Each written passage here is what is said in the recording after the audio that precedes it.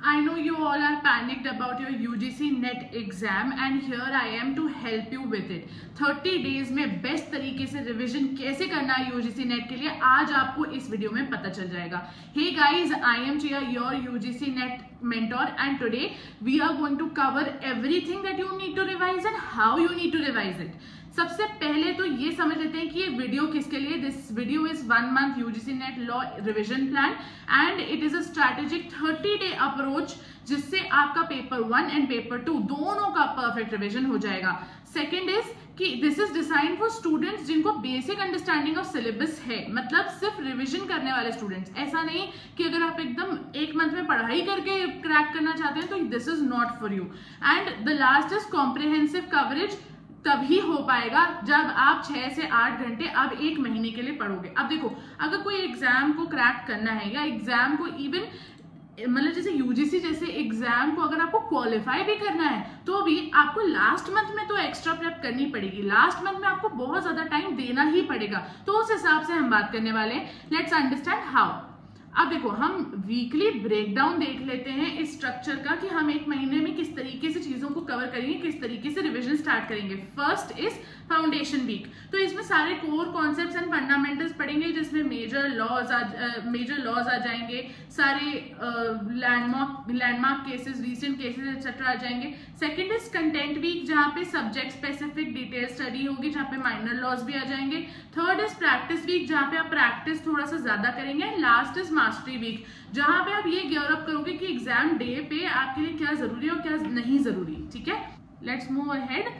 Week 1 की बात कर लेते हैं. सबसे पहले हम कोर सब्जेक्ट्स का रिवीजन करेंगे और उन्हीं पे फोकस करेंगे. तो 1 और 2 में कॉन्स्टिट्यूशनल लॉ पढ़ना है. डे 1 और 2 में कॉन्स्टिट्यूशनल लॉ पढ़ना है जिसमें ये सबसे ज्यादा इंपॉर्टेंट है क्योंकि इनके क्वेश्चंस बार बार आते हैं, हमने देखे हैं. डे 3 और 4 में जूरिस्प्रूडेंस एंड इंटरनेशनल लॉ पढ़ना है क्योंकि बहुत ज्यादा सिलेबस नहीं है इसलिए मैंने 2 को साथ में क्लब कर दिया है. इसमें legal theories, UN charter, ICJ ये तीनों चीजें बहुत ज्यादा इंपॉर्टेंट है क्योंकि इसके क्वेश्चंस आ सकते हैं. ठीक है. थर्ड, डे 5 पे अपन बात करें आईपीसी सीआरपीसी, मैंने बाय मिस्टेक लिखा है, इसमें सारे क्रिमिनल लॉज आएंगे, बीएनएस, बीएनएसएस, बीएसए, ये तीनों आ जाएंगे. प्लस ये आ जाएगा विद कंपैरिजन. अब देखो, याद रखना, तुमको सिर्फ रिवीजन का प्लान बता रही हूं मैं, तो वो तुम एक दिन में कर सकते हो अगर क्रिमिनल लॉ का चाहो. इसमें landmark cases and recent cases साथ में पूरे कवर कर लेने. इवन जब मैं constitutional law, jurisprudence, international law कुछ भी बता रही हूँ तो पूरा सिलेबस जो होता है उनका, लैंडमार्क केसेस, रीसेंट केसेस, ये वो फलाना ढिमकाना सब कुछ साथ में कवर कर देना है. इसको 100% करके अलग कर देना है क्योंकि हमें. Next is day 6, that is contract act and TPA. दोनों ही छोटे हैं, दोनों ही इजी है. कॉन्ट्रैक्ट एक्ट आप बहुत पहले इन कॉलेज पढ़ लेते हो इसलिए आपके लिए इजी होगा बहुत जल्दी से उसको रिवाइज करना क्योंकि ये शायद आपका 4th या 5th रिविजन होगा. Last is paper 1. पेपर 1 के सबसे important and major core subjects जो है टीचिंग, रिसर्च एंड कम्युनिकेशन, ये तीनों ही आप डे 7 पे कंप्लीट कर लेंगे रिवाइज करके. वीक 2 में आपको सेकेंडरी सब्जेक्ट्स पे पूरा ध्यान देना है. डे 8 पे आप टॉर्ट एंड कंज्यूमर प्रोटेक्शन पढ़ें. अगेन छोटा सिलेबस है, आराम से आप एक दिन में इसको कंप्लीट कर सकते हैं.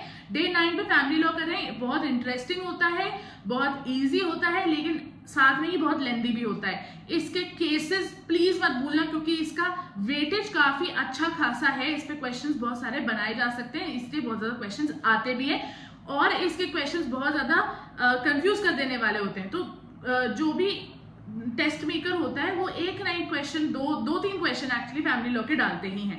डे 10 to 12 पे आ जाते हैं specialised law, that is environmental law, labour law, IPR, cyber law. अब देखो, आपको 10 and 12, 10 to 12 मतलब 10th, 11th, 12 3 दिन दिए जा रहे हैं इन सब्जेक्ट्स के लिए क्योंकि ये सिर्फ और सिर्फ स्पेशलाइज्ड लॉज नहीं है. ये ऐसे लॉज हैं जो कुछ लोगों के लिए अननोन हो सकते हैं. ऐसा हो सकता है आपके कॉलेज में शायद एनवायरमेंटल लॉ ना पढ़ाया गया हो या साइबर लॉ ना पढ़ाया गया हो या लेबर या आईपीआर, इन चारों में से कोई एक सब्जेक्ट ऐसा हो सकता है जो आपने आज तक नहीं पढ़ा है. तो उसका इन डेप्थ आपको रिवीजन करना एक्सट्रीमली नेसेसरी है. Next is day 13. इस पे आपको लीगल टर्मिनोलॉजी के ऊपर ज्यादा ध्यान देना है. सारे मैक्सिम्स पढ़ लेना, लैंडमार्क जजमेंट्स जितने भी हैं उनका, जो आपने अगर पहले वीडियोस फॉलो किए तो आपने लिस्ट बनाई होगी लैंडमार्क जजमेंट्स की, उनको याद कर लेना. प्लस अगर लैंडमार्क जजमेंट्स में भी देखना चाहो तो लैंडमार्क जजमेंट्स में भी बहुत इंपॉर्टेंट जजमेंट्स होते हैं. जो सबसे इंपॉर्टेंट लगे उन जजमेंट्स के ना बढ़िया एक रिविजन करते करते फ्लो चार्ट्स बना लेना, बहुत मजा आएगी बाद में एंड रिवीजन जो होगा ना आपका, जब आप पलटाओगे पेजेस तब करने में, ठीक है। एंड लास्ट इज डे 14 जिसमें आपको paper 1 that is unit 5 and 5 to 10, मतलब ऊपर हमने बेसिक किया था, अब 5 to 10 हमको करना है, that is logic, ICT, ethics, higher education. ये भी बहुत ज्यादा इंपॉर्टेंट है, इसलिए इनको हमने पूरा एक दिन दिया है जिसमें आप आराम से इसका रिवीजन कर सकते हो। इसका लेंदी नहीं होता है बिल्कुल, ठीक है। वीक 3 में आपको मॉक टेस्ट लेना है एंड प्रॉब्लम सॉल्व करनी है अपनी प्रिपरेशन के साथ। आपको जो भी प्रॉब्लम लगती है वो सारी सॉल्व करनी है।